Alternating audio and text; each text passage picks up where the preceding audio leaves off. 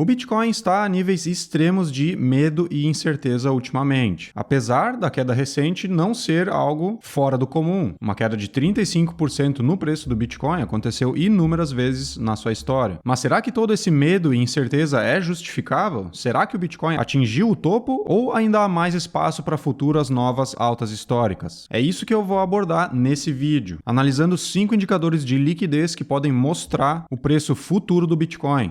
Não é novidade para ninguém que o Bitcoin é um ativo muito volátil e, conforme o tempo vai passando, é natural que esse ativo tenha cada vez menos volatilidade, por ser um ativo cada vez maior. Mas, na minha opinião, o Bitcoin ainda é um dos ativos que mais reagem à entrada de liquidez no sistema. E eu vou mostrar por que o mercado pode estar se aproximando ao fim de baixa liquidez e entrando num ciclo de ampla liquidez no mercado. E é justamente isso que pode levar o Bitcoin a novas máximas históricas no próximo ano. Desde 2022, o mundo viveu um dos ciclos de aperto monetário mais agressivos da história moderna. O Fed, que é o Banco Central Americano, subiu juros rapidamente, drenou liquidez via contração quantitativa e com isso enxugou o balanço e pressionou ativos de risco no mundo inteiro. E é isso que eu vou analisar agora, vendo alguns indicadores que eu separei. O primeiro deles é o Fed Funds Rate, que é basicamente a taxa básica de juros lá nos Estados Unidos, e ela destaca mudanças de regime. Então é importante observar as mudanças cíclicas, quando começa a subir ou quando começa a descer. Então, historicamente, o Fed ele sobe os juros para combater a inflação e para de subir quando algo no sistema está dando sinais de alerta. Então, o Fed corta juros para estimular a economia quando o sistema começa a sofrer. Então, toda vez que a linha está vermelha aqui no gráfico, isso significa um sinal de alerta, que o Fed começou a subir juros para desestimular a economia, principalmente devido à inflação. Então, se a gente analisar as últimas mudanças de direção do Fed Funds Rate, dessa taxa de juros do Fed, a gente pode ver que aqui em julho de 2019 eles fizeram o primeiro corte na taxa de juros, cortando 25 pontos base, que é 0,25%. Então eles iniciaram ali os primeiros cortes na taxa de juros, até que em março de 2020 eles derrubaram a taxa de juros de 1,5% para zero em tempo recorde, coisa que nunca havia acontecido na história. O Banco Central americano mesmo admite que eles são reacionários. Eles respondem a como está a economia. E lá atrás, como vocês bem lembram, a economia simplesmente parou em 2020, no Covid, devido aos lockdowns. Todo mundo foi obrigado a ficar em casa, ninguém podia sair para trabalhar e a economia implodiu. Ações começaram a despencar rapidamente e foi justamente ali que marcou o fundo local do Bitcoin, levando às máximas históricas em seguida. Mas aqui é interessante analisar, que nem eu falei, a mudança de direção. Então eles começaram a cortar os juros em julho de 2019 e só voltaram a subir esses juros novamente lá em fevereiro de 2022. Então isso injetou liquidez no sistema, o que fez com que o preço do Bitcoin e outros ativos subissem para as máximas históricas. E ali em março de 2022, quando eles começaram a subir os juros novamente, pode ver que coincidiu com o bear market do Bitcoin. E mais recentemente, em setembro de 2024, eles começaram a cortar os juros novamente, o que sinaliza mais liquidez no sistema. E o mercado ainda está prevendo mais cortes de juros futuros. Então é possível esperar mais liquidez no sistema.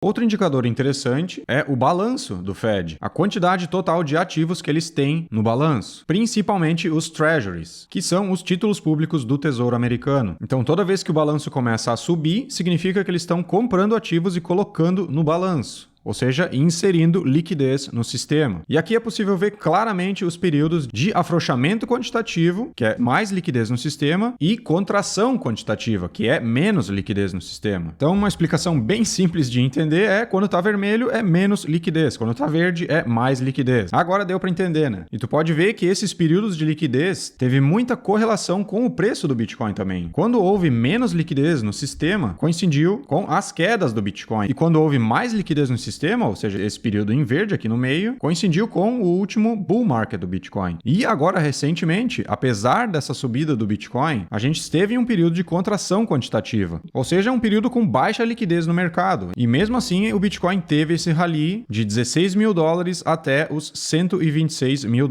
Ele não andou de lado, apesar da baixa liquidez na economia. Mas a boa notícia que eu tenho para ti é que o Banco Central Americano anunciou no dia 29 de outubro que ele vai encerrar a contração quantitativa e iniciar o afrouxamento quantitativo nos próximos meses. Então, basicamente, isso vai estabilizar o balanço, então essa linha vai parar de cair e logo ela vai começar a subir novamente. Então, a gente vai entrar num período onde ela vai ficar verde aqui no indicador. E para ela começar a subir, basicamente, eles vão começar a comprar os T-bills, que são os títulos públicos do Tesouro americano. E eles planejam começar comprando mais ou menos 16 bilhões de dólares por mês. Então eles compram esses Treasury Bills e colocam eles no balanço, o que injeta dinheiro da economia, que é ótimo para a bolsa de valores e para o Bitcoin também nesse caso, que como eu já falei é um dos ativos que mais reage à liquidez. E esse gráfico aqui do balanço do Fed mostra exatamente os períodos de afrouxamento quantitativo e contração quantitativa. Então o QE é o afrouxamento quantitativo e o QT é a contração quantitativa. Então pode ver que lá em 2008 eles iniciaram esse programa de afrouxamento quantitativo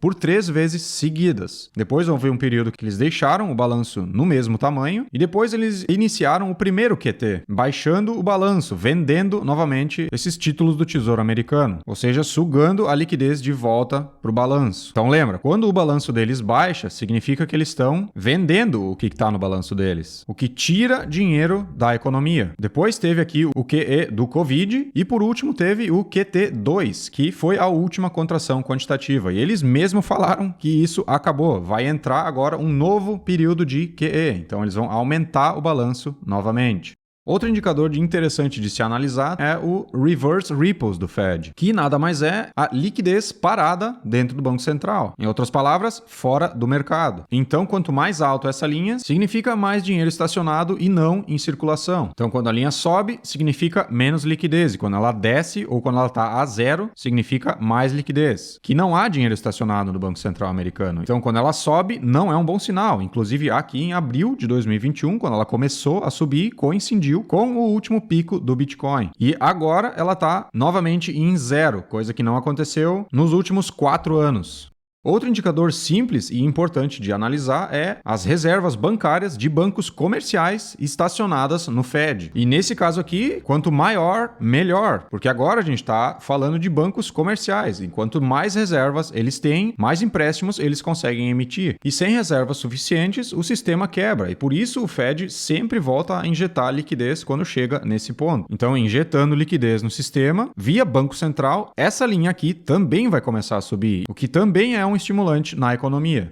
E o último indicador que eu separei para mostrar, mas sem ser o menos importante, é o índice de liquidez global, não só levando em conta o Banco Central americano, mas outros bancos centrais também, como o Banco Central Europeu, o Banco Central do Japão, o Banco Central da China e outros grandes bancos centrais. Ele mostra a liquidez real disponível no sistema global. E esse indicador é talvez o mais importante para o Bitcoin. Quando a liquidez global sobe, o Bitcoin sobe. E quando a liquidez global cai, o Bitcoin também cai. E a gente consegue ver claramente a relação que esse indicador tem com o preço do Bitcoin. Toda vez que o indicador subiu, o preço do Bitcoin subiu. Aqui no bull market de 2015 a 2017, pode ver que houve aumento da liquidez e aumento também no preço do Bitcoin. Depois, houve diminuição de liquidez, o que coincidiu com o bear market até 2019. Depois, a partir de 2019, a liquidez começou a aumentar novamente, o que fez com que o preço do Bitcoin também aumentasse novamente. E desde julho de 2022, pode ver que esse indicador andou de lado, ou seja, houve menos liquidez global no mercado. E mesmo ele andando basicamente de lado, ou subindo um pouco, o Bitcoin também acompanhou ele de certa forma. E não subiu tanto assim dessa vez. Eu, inclusive, esperava que ele estivesse em níveis muito maiores do que ele está agora. Mas, em junho de 2025, o indicador rompeu a última máxima, que era lá em maio de 2022. E com o Banco Central americano anunciando que vão iniciar um novo round de afrouxamento quantitativo, ou seja, injetando mais liquidez no sistema, pode ter certeza que essa linha vai continuar a subir no ano que vem. E se o preço do Bitcoin continuar seguindo essa linha, vai haver novas máximas históricas,